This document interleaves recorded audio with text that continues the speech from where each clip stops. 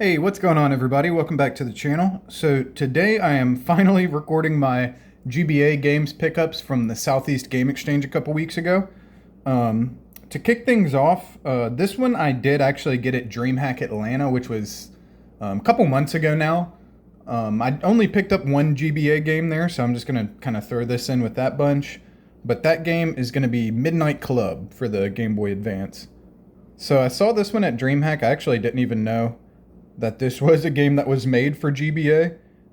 It came out alongside the console companion, and it honestly wasn't the greatest reviewed game. It's a top-down racing game, so it's not, first person or anything like that. But I mostly got it just because I really loved the original Midnight Club when I was a kid. I used to play that on the PS2 when I was a kid. So whenever I saw this, I just kind of picked it up. And yeah, hopefully be able to play this at some point and see how it is. And then moving into the games that I did actually pick up at Southeast Game Exchange, some of these were on my list, but most of them weren't actually. Well, I guess we got 3 and 3. But the first one is going to be X and Sever. This one is an FPS game that was made for GBA, and it's said to be one of the pretty good ones. Any FPS that I can find for GBA, I want to try it out just to see how it is. But X and Sever is kind of a Doom-like FPS, the way that it plays. And you play as FBI Agent X or Assassin Sever, and their storylines kind of cross as the game goes on. So it's supposed to be a pretty decent game. And then moving on, also, sorry if you can hear my cat meowing. She's just walking around meowing, wondering what I'm doing. The next game is going to be an absolute classic, Golden Sun. This is a JRPG that was made for the Game Boy Advance, and it's said to be like one of the best ones on the system.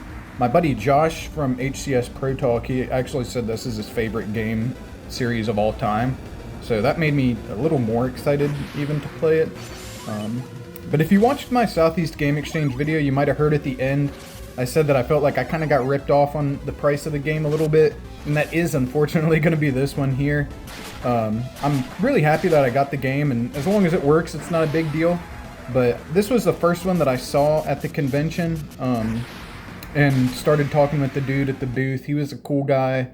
So I ended up just buying the game from him. I didn't haggle on the price at all, which, looking back, I probably should have, but it is what it is.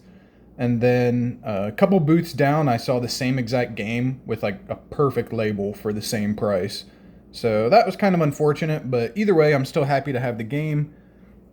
And I also got Golden Sun: The Lost Age, which is the second one. And this one does have a super clean label. So yeah, Golden Sun, Lost Age, it pretty much just picked up right where Golden Sun left off, but they expanded the systems and added all kinds of more stuff. So these two kind of go together, but yeah, picked up both of the Golden Sun games.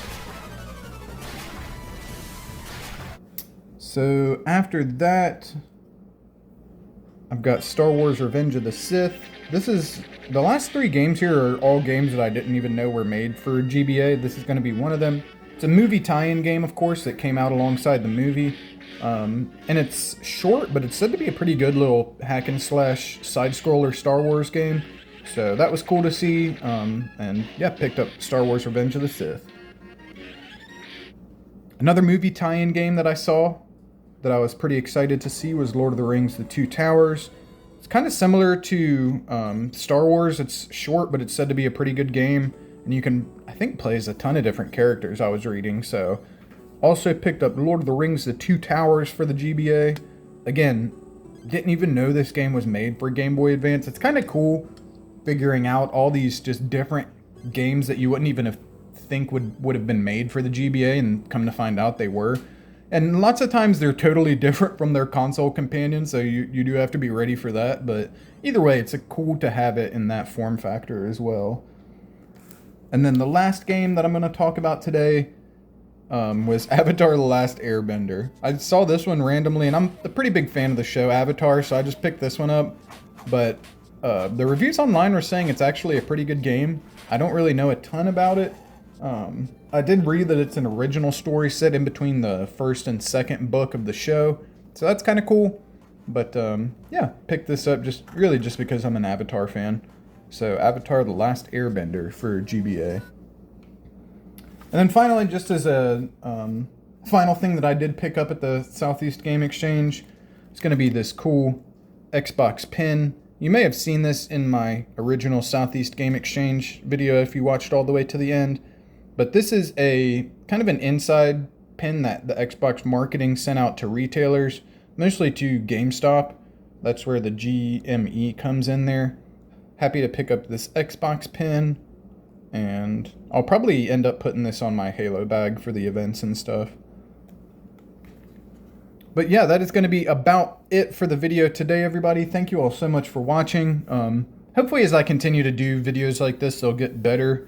It just kind of takes doing them to learn, you know, what you can improve on. But yeah, thank you guys so much for watching.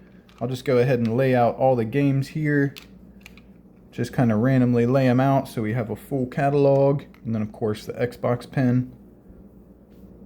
But again, thanks so much, guys. Have a great day, and be sure to tune in for the next video. Thanks so much, everybody.